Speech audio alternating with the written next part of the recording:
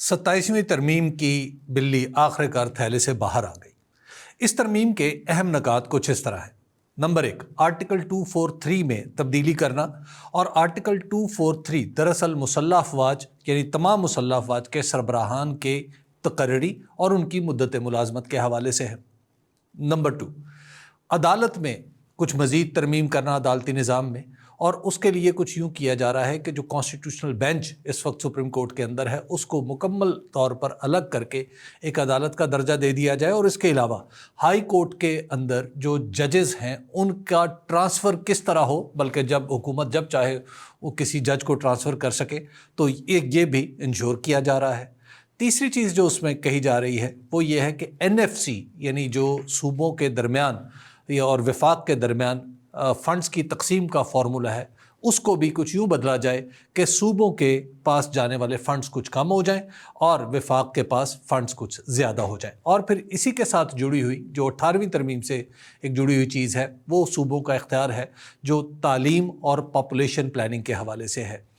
ان تمام چیزوں کو بدلنے کے لیے پاکستان پیپلز پارٹی کی مدد بھی ظاہر ہے درکار ہوگی، اور وزیر اعظم نے باقاعدہ طور پر پاکستان پیپلز پارٹی سے ان کی حمایت طلب کر لی ہے۔ اب یہاں سوال پیدا ہوتا ہے کہ کیا پیپلز پارٹی ایسا کرے گی؟ پیپلز پارٹی ایسا کرے گی۔ میری انڈرسٹینڈنگ یہ ہے کہ جو صوبائی حوالے سے اور NFC کے لیے جو ترامیم تجویز کی گئی ہیں، دراصل حکومت انہیں کرنا ہی نہیں چاہتی، اور حکومت کا جب ذکر کیا جائے تو اس میں آسمان و زمین سب کچھ آپ شامل سمجھے۔ تو آسمان بھی نہیں چاہتے کہ شاید ان کو اس طریقے سے آگے بڑھایا جائے کہ پیپلز پارٹی مشکل میں پڑ جائے۔ ہاں، یہ دراصل پیپلز پارٹی کی فیس سیونگ کے لیے کیا گیا بندوبست ہے۔